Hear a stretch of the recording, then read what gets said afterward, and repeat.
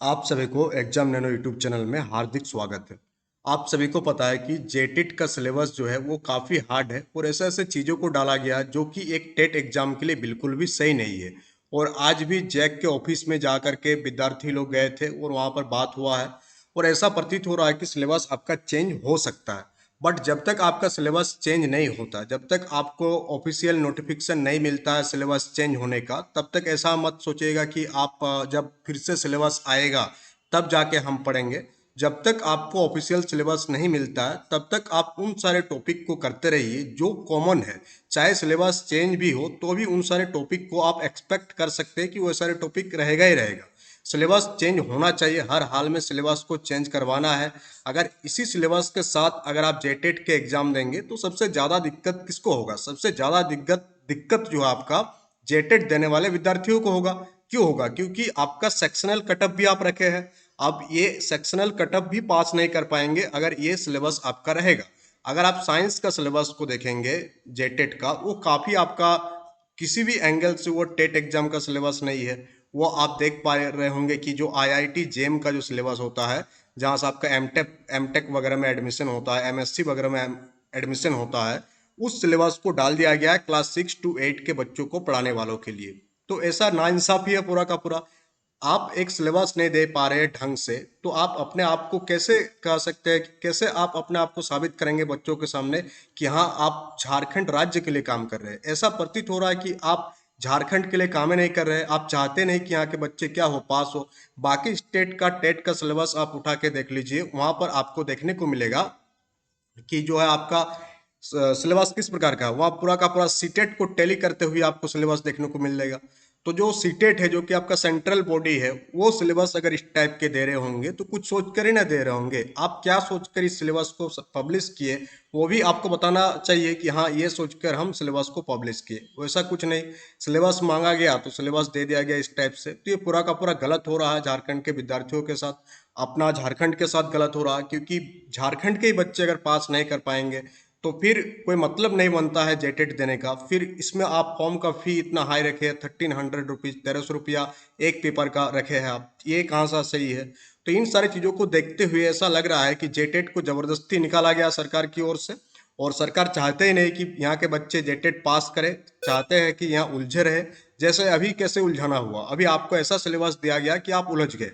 ये तो एकदम पूरा क्लैरिटी वाला बात है कि उलझना तय था और आप उलझ गए। फिर आप जैक का चक्कर लगाएंगे, फिर वहां पर टाइम पास होगा। तो इस टाइप से देखा जाए चीज़ों को तो ये किसी भी एंगल से सही नहीं है। इस सिलेबस चेंज होना चाहिए। बट जब तक सिलेबस चेंज नहीं होता तब तक आपको पढ़ाई जारी रखना है और कुछ कुछ टॉपिक को आपको पढ़ते रहना है और उसी हिसाब से आपको तैयारी में आगे बढ़ते रहना।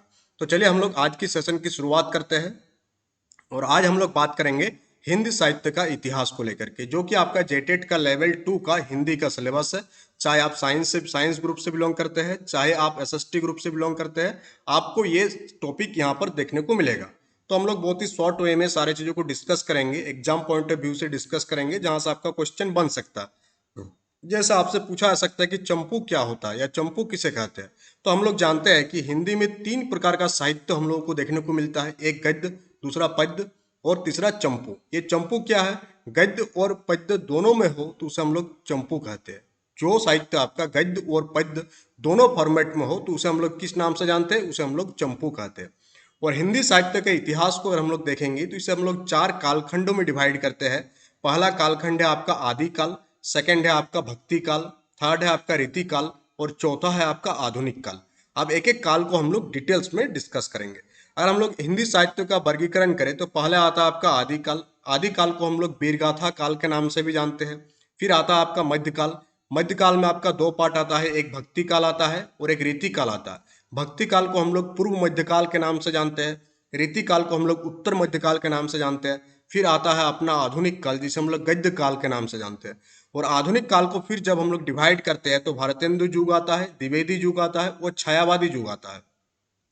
तो इस प्रकार से हम लोग क्या करते हैं, हिंदी साहित्य का क्लासिफिकेशन करते हैं। अब हम लोग एक एक करके सारे को डिस्कस करेंगे। सबसे पहले हम लोग बात करेंगे आदिकाल के बारे में। तो आदिकाल की शुरुआत जो होती है 1000 ईस्वी से लेकर के 1350 ईस्वी तक के कालखंड को हम लोग आदिकाल के नाम से जानते हैं। इसका दूसरा नाम क्या है? आपका वीरगाथा काल कहा जाता है इसको। या इसे हम लोग सिद्ध संत साहित्य काल भी कहा जाता है। और इस काल के जितने भी साहित्य हम लोगों को देखने को मिलता है हिंदी में, ये सारे किससे प्रेरित था? धार्मिक कहानी देखने को मिलता है, वीरता से भरपूर था और भक्ति से प्रेरित था। तो आपसे पूछा जा सकता है कि आदि काल के जो साहित्य थे वो किस चीज से प्रेरित था? तो वो धर्म से प्रेरित था, यानी धार्मिक साहित्य देखने को मिलता है, वीरों की गाथाएं देखने को मिलता है और भक्ति वहां पर हम लोगों को देखने को मिलता है इसमें। अगर पूछा जाए कि इस काल के भाषा और शैली क्या था आपका, तो इस काल की भाषा आपका अपभ्रंश और अवहट्ट मिश्रित प्रारंभिक हिंदी थी। और शैली क्या था ये पूछा जाता है एग्जाम में, तो शैली आपके लिए काफी मोस्ट इंपोर्टेंट है कि आपका आदि काल के साहित्य का शैली क्या था। तो शैली इसका वर्णनात्मक था, यानी डिस्क्रिप्टिव था, और ये आपका वीर रस प्रधान था। तो ये दोनों पॉइंट आप याद रखिएगा कि आदिकाल के साहित्य का जो शैली था वो डिस्क्रिप्टिव था, यानी वर्णनात्मक था, और वीर रस प्रधान था इसमें। और इसकी विशेषताओं की बात करें हम लोग, तो धार्मिक और वीर रस की प्रधानता थी इसमें। जितने भी कवि आदिकाल में थे उन सभी मैक्सिममों को क्या था, राजाओं का संरक्षण में थे वो लोग, यानी राजा उन लोगों को क्या पूरा का पूरा रहने रहने मतलब पूरा का पूरा उन लोगों का जो भी खर्च होता था वो राजा की ओर से मेंटेन किया जाता था। और साहित्य का मौखिक परंपरा में भी रहना आदिकाल की विशेषता है। अगर हम लोग बात करें कि आदिकाल की एक साहित्य का नाम जैसे चंद्रवरदाई, जो कि आपका किसके द्वारा रचित है, आपका पृथ्वीराज रासो के। चंद्रवरदाई जो है आपका पृथ्वीराज रासो के रचयिता थे, रचनाकार थे कौन? चंद्रवरदाई, जो क्या लिखे थे आपका पृथ्वीराज रासो। तो इस टाइप के पॉइंट वाइज आपको चीजों को पढ़ना है और एग्जाम पॉइंट ऑफ व्यू से जो जरूरी है उसको नोट करना है, उसको बार बार आपको रिवाइज करना है। तो यहाँ पर आपको क्लियर हो गया कि आदिकाल की क्या विशेषताएं थी, आदिकाल की शैली क्या थी, कौन सी भाषा थी। हिंदी साहित्य थी, बट वहां पर जो भाषा थी वो आज की हिंदी जैसा नहीं था, उसमें अपभ्रंश और अभट्ट मिश्रित प्रारंभिक हिंदी थी वो। कब से कब तक का टाइमलाइन की बात हो रही है? 1000 ईस्वी से लेकर के 1350 ईस्वी तक की हम लोग बात कर रहे हैं। फिर आता है भक्ति काल, जो टाइमलाइन है 1350 से लेकर के 1700 ईस्वी तक का कालखंड को हम लोग भक्ति काल के नाम से जानते हैं। उससे पहले अगर आप जेटेट एग्जाम की तैयारी कर रहे हैं तो एग्जाम नैनो एप्लीकेशन को डाउनलोड कर लीजिएगा, वहां पर आपको सारे नोट्स और पीडीएफ मिल जाएगा। और आपका जो कोर्सेस है, पेपर 1 का कोर्सेस अवेलेबल है, साथ ही साथ पेपर 2 में हम लोग साइंस एंड मैथ का कोर्स को हम लोग कंटिन्यू नहीं कर रहे हैं, क्योंकि जो सिलेबस दिया गया है उस सिलेबस पर अभी फिलहाल हम लोग के पास कोई टीचर नहीं है, क्योंकि इतना कम टाइम में उतने सिलेबस को कंप्लीट कराना वो पॉसिबल नहीं है। तो साइंस एंड मैथ का क्लास नहीं होगा, बाकी आपका सोशल साइंसेस का क्लासेस चल रही है जेटेट पेपर 2 का। और आपका टेस्ट सीरीज भी आपका अवेलेबल है पेपर 1 एंड पेपर 2 में। मैथ एंड साइंस का टेस्ट सीरीज नहीं चलेगा आपका, पेपर 1 चलेगा आपका, और साथ ही साथ आपका क्या चलेगा, आपका पेपर 2 में सोशल साइंस का test series. Math and science को हम लोग स्किप कर दिए है वो उस सिलेबस को, यानी कि इसमें बात यह आ गई कि इतना कम टाइम में सिलेबस को कंप्लीट कराना, उसके लिए क्या करना होता है कि नोट्स बनाना पड़ता है, फिर टीचर हायर करना पड़ता है, तो उतना सारा काम जो है वो पॉसिबल नहीं कि एक महीना में करे। और इसीलिए इसी चीज को ध्यान में रखते हुए मैथ एंड साइंस को हम लोग कंटिन्यू नहीं कर रहे हैं। बाकी आपका चीजें जो है एज इट जैसा चल रहा था वो कंटिन्यू आपका चलते रहेगा। तो अब हम लोग आते हैं भक्ति काल। भक्ति काल में आपका यह काल हिंदी साहित्य के इतिहास में सबसे समृद्ध और प्रभावशाली काल माना जाता है। आपसे क्वेश्चन पूछा जा सकता है कि हिंदी साहित्य का सबसे समृद्ध और प्रभावशाली काल कौन सा है, तो ये आपका भक्ति काल हो जाएगा। और इस काल में आपका भक्ति प्रधान रचनाएं हुई, और जिसमें हम लोग क्या क्या देख पाते हैं, भगवान की आराधना देख पाते हैं, सामाजिक सुधार देख पाते हैं, और भक्ति के विविध रूप पर यह पूरा का पूरा साहित्य क्या है, केंद्रित है। अब भक्ति काल की जितनी भी रचनाएं हैं उसको हम लोग 2 पार्ट में डिवाइड कर सकते हैं। एक को हम लोग कहते हैं निर्गुण धारा और एक को हम लोग कहते हैं सगुण धारा। निर्गुण धारा के जो रचयिता थे कौन थे? कबीर, गुरु नानक, दादू, रैदास। ये इन लोगों का जो रचना थी वो निर्गुण धारा के नाम से जाना जाता है। और इनकी जो भाषा थी निर्गुण धारा की वो आपका सदुक्कड़ी थी। और ये किस चीज के बारे में बात करते थे? भक्ति के बात करते थे, समाज सुधार की बात करते थे, और जाति प्रथा के विरोध करते थे। तो आपसे पूछा जा सकता है कि हिंदी साहित्य में निर्गुण धारा के जो रचयिता थे वे किस चीज का विरोध करते थे? तो वे आपका जाति प्रथा के विरोध करते थे। अब एक था आपका सगुण धारा। सगुण धारा में क्या क्या आता था? राम भक्ति शाखा और कृष्ण भक्ति शाखा। इस पॉइंट को आप याद रखिएगा कि सगुण धारा को हम लोग 2 पार्ट में डिवाइड किए हैं। एक आपका राम भक्ति शाखा है और दूसरा आपका कृष्ण भक्ति शाखा है। तो राम भक्ति शाखा क्या है? राम भक्ति शाखा के जो रचयिता के नाम है जैसे कि आपका तुलसीदास, तुलसीदास के द्वारा रामचरितमानस लिखा गया। कृष्ण भक्ति शाखा की हम लोग बात करेंगे तो सूरदास के द्वारा सूर सागर लिखा गया। फिर मीराबाई, ये सभी व्यक्ति जो आते हैं सगुण धारा के रचयिता है। अगर हम लोग भक्ति काल के भाषा और शैली की बात करें तो इसमें अवधि, ब्रज भाषा और खड़ी बोली में मैक्सिमम रचनाएं हुई। और कौन सी रस की प्रधानता थी इसमें? इसमें भक्ति रस, सख्य भाव, वात्सल्य भाव और प्रेम रस की प्रधानता थी। तो ये पूछा जा सकता है आपसे कि जैसे हम लोग देखे थे कि वीर रस की प्रधानता थी आपका सबसे पहले आदि काल में।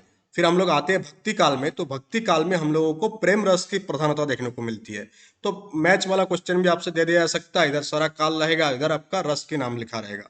तो प्रेम रस की प्रधानता आपका किस में था? आपका आपका भक्ति काल में रहा। अगर विशेषता की बात करें हम लोग तो भक्ति भावना, सामाजिक और धार्मिक सुधार, लोक भाषाओं का प्रयोग और संत कवियों की लोकप्रियता जो है आपका भक्ति काल की विशेषता रही। फिर हम लोग बात करेंगे रीति काल का। रीति काल का जो टाइमलाइन है वो 1700 से लेकर के 1850 ईस्वी तक का टाइमलाइन है।